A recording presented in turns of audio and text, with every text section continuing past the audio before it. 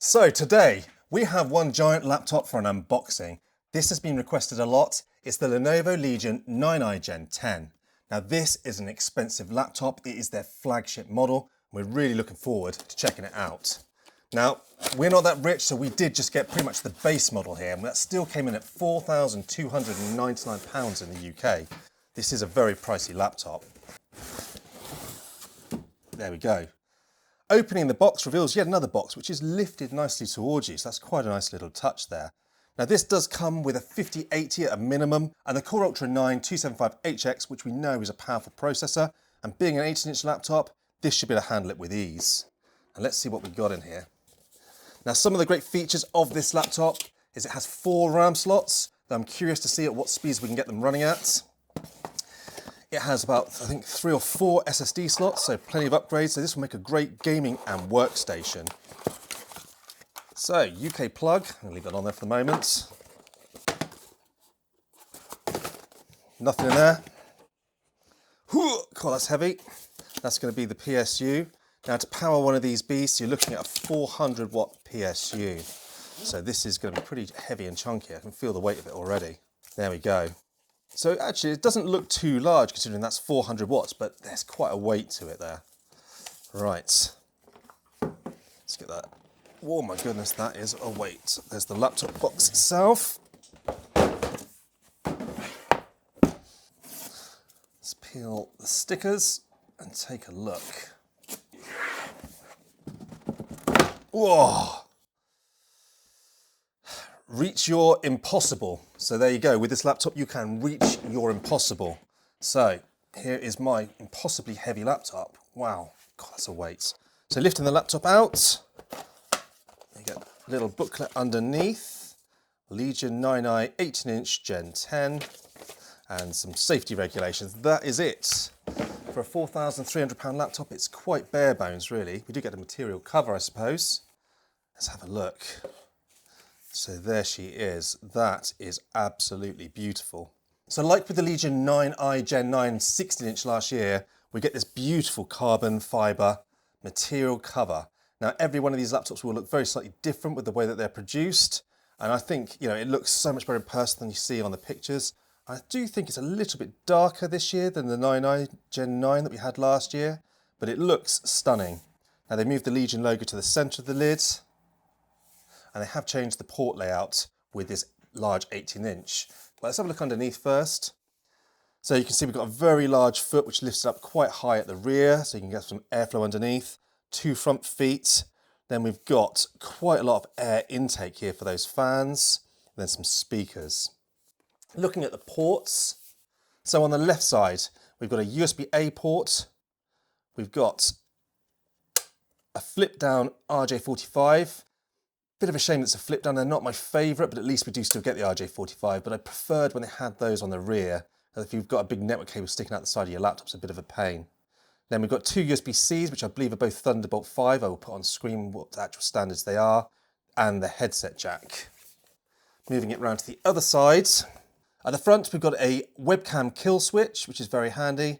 Another USB-C, a full SD card slot for the creators out there. And then we have 2 USB-A ports. Then if we look to the rear of the laptop, we get mostly venting to get that hot air out of the laptop. We do have an HDMI 2.1 on one side and the power jack on the other. Now, as you see, we've got the usual sort of shelf here for the actual lid. We've got a nice little Lenovo sort of shining away there underneath. And then we've, as usual, got a very nice front lip to make it very easy to open it up. So let's just quickly open that there. Of course, quite a stiff hinge. That does feel really solid. There we go. Hopefully you can see that well. That does look really good. Now I'm going to just quickly cut here and go set this up so that we can come back and start testing it out. Okay, so we've set Windows up and we're back. Now I do want to quickly mention, before we go any further, this is a retail unit. I did buy this on launch. I know that there is obviously Harbour Canucks, Ebers did a pre-production, and one of the things that he mentioned was how bright that front lighting is. So I want to start by talking about the RGB. With the RGB, you do have this nice front strip here. You've got the RGB keyboard, the power button changes colour with your profile, and you also get the lit Legion logo on the rear, and that's it. But one thing that Eba mentioned was how bright this got in his unit. And I think they've changed that now. So if we go function and up to the maximum brightness, this doesn't seem bright at all. And it seems much more muted. I think they've sort of put sort of more of a matte sort of finish on this bar here. It looks really nice and it's not too bright at all. So I think they've changed it since his pre-production unit he used. Looks really good.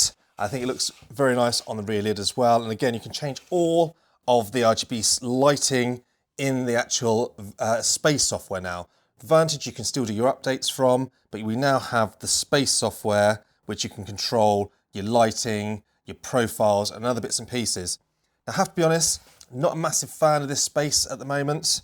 When you go into the software, it's more about trying to sell you games and bits and pieces, and you've actually got to dig around to find how to change your settings. So look, we've got the store and like game settings, and you have to go right the way down here to actually change any of the actual performance or lighting settings. It was much better in Vantage, in my opinion, very easy to get to everything, and it was a much quicker program to load than this space.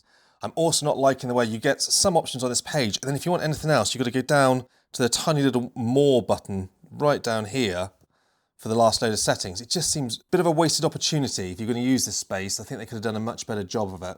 So within here, you can obviously change your profiles, quiet, balanced, performance, and the custom. Obviously, we can do that with the function and the Q button like we've always been able to do with the actual Legion range, and the actual ring changes colour. So you can see we've gone blue, which is the power save mode. We can go to the balance, then the red's performance, and then I think it's pink is the custom, where you can make a lot of the changes in the power budgets. So that's a nice one to be able to use and muck around with later on. Now the keyboard is obviously per key, and it's set up with this nice wave to match the front and the rear. That can all be changed, and you can have multiple profiles. And if you hold down the function key, you'll notice it lights up a lot of your different special abilities. So we can see we've got the function Q is lit to change the actual profiles, function R to change the refresh rate, function space will cycle through your, I think it's 5 profiles for your lighting, and then function up and down does give you your up and down brightness on the actual RGB. Obviously you've still got your top keys here with your brightness of your screen. Now I'm probably one of the first people to have received a retail unit, and so far the biggest thing that's bothered me, and I'm hoping this is something they change because this is very early days, is this is the dual refresh rate screen. It's 4K plus 240 Hertz by default, but you can change it to 1200p, 440 Hertz, like on the Razer Blade 18 that we've already reviewed. I love that feature, so if you want to play an evening of esports titles, you want this fast refresh rate, you can switch that lower native resolution at a much higher refresh rate. But the only way so far you can actually change that is to go into BIOS, then into the display, and then change it in BIOS to switch to the 1200p. In my opinion, there should be a switch in here because you need a reboot to do it, but it should at least be in this space software. And I'm hoping it's just going to got this early. I'm hoping that's something that they do add to the space software. At the moment, it's a pain to switch. Now on the Razer Blade 18, you just go to signups, click a button, it reboots, and you're in the different mode. So that's something I'm hoping Lenovo will change in the future. Going to leave it in the 4K Plus for the moment though. It looks absolutely stunning, but this is a glossy panel. So it is an IPS 240Hz 4K Plus glossy. Nice and bright though, so hopefully that will negate a lot of your reflection you're going to get on a glossy panel. So looking around the rest of the laptop, we've got a nice sort of aluminium sort of top palm rest and a very large glass trackpad, which feels amazing, tracks brilliantly.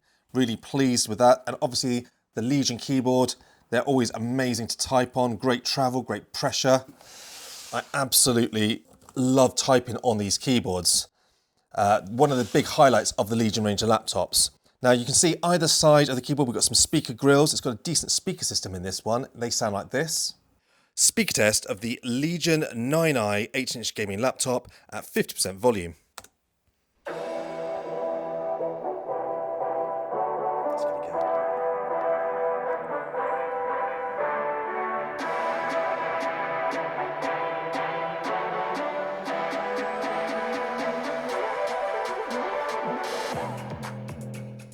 Now 80%.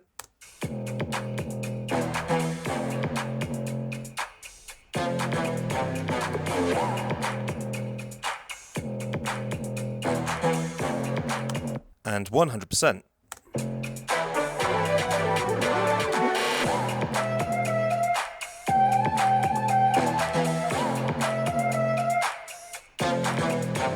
Wow, those are some loud speakers. They would really sort of fill a room. Sound quality wise, pretty good actually. One of the better gaming laptops we've actually listened to. Probably not quite as tuned as say a MacBook Pro 16, but overall quite impressive. Above the keyboard, you can see we've got the power button we've already mentioned that lights up per profile. And then above the display, we've got the webcam, which looks and sounds like this.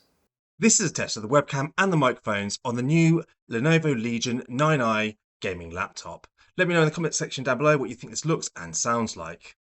And finally, with the Legion this year, we get Windows Hello. They've saved it for the 9i, and you can log in literally by opening the lid with the facial recognition. I really love that, and it's a real shame that the Pro 7i doesn't get that this year. So I want to also mention that this is a big and heavy 18-inch. The build quality feels absolutely fantastic.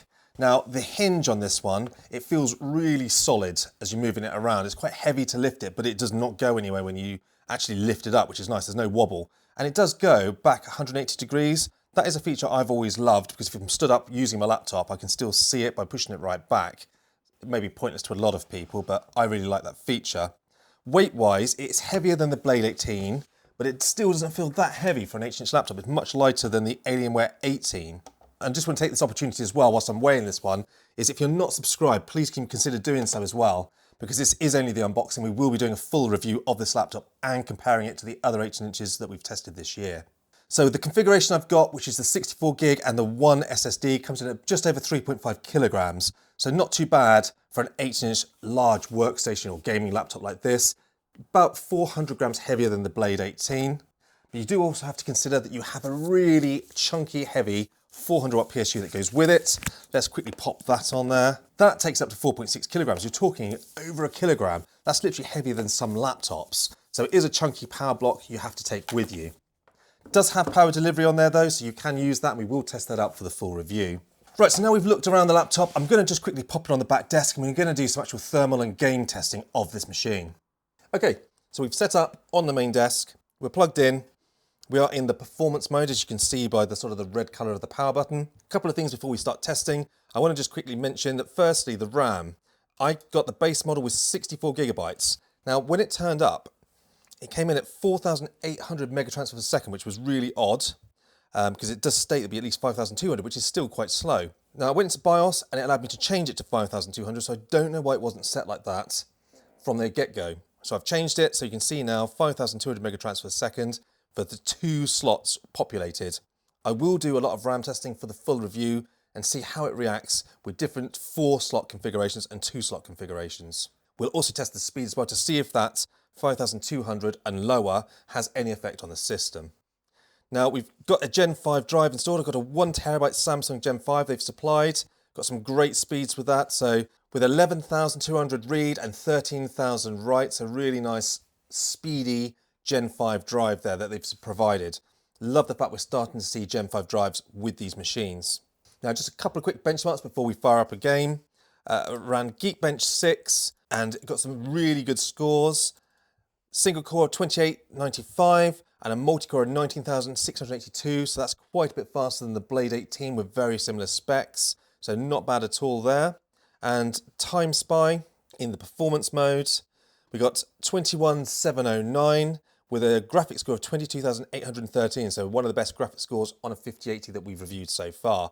That CPU score of 17,000 is also very good. That's without us doing any kind of tweaking yet, so we're going to see if we can push that a little bit more later. Right, so with that out of the way, let's fire up some games and just see how it performs in this performance mode. Now I'm going to leave this in the 4K Plus, so this is going to be quite hard for the games to drive. I'm going to use the finals, so it's got a good mix of GPU and CPU, which is what I want to see on this laptop. And I love playing finals. So this is an advanced Optimus setup. By default, G-Sync is on, which is fantastic. You can switch it to discrete GPU mode within that space software if you wish. Or you can switch it just to the NVIDIA in Advanced Optimus. So I've just left it as is for the batch life at the moment, performing really well.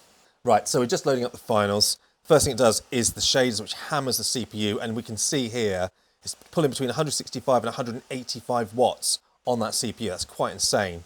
So it is going up to 100 degrees, but the fan noise just on pure CPU load isn't that bad.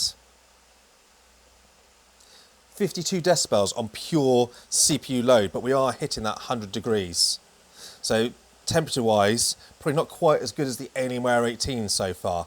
But the one thing I like with this model over other Legions is all of that hot air is being pushed out the back, not out to the side, so you're hopefully not going to get any scorched hands whilst you're gaming. That's a good plus so far.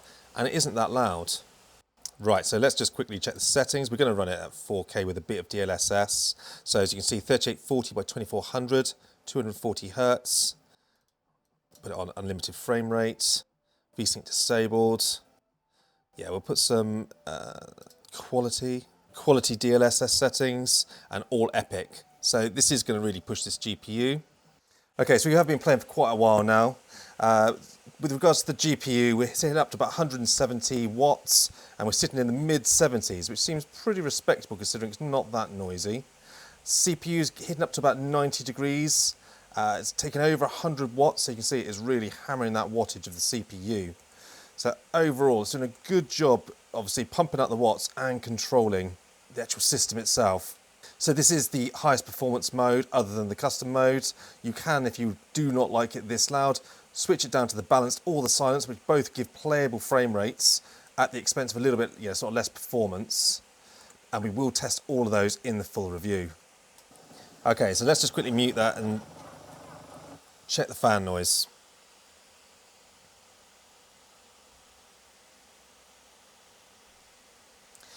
And I'm going to quickly, whilst I've got a second, check the temperatures. So if we look at the palm rest, nice and cool, only just hitting 32 degrees. As we go across the keyboards, 38 in the middle, so still nothing to worry about. 39 there, it's not going to scorch your hands. Over to 32 over the WSD. As we move to the top, 39. So yeah, a hot spot of 39 degrees, no problems there at all. This is really nice and cool to leave your hands on whilst you're gaming. So there we go.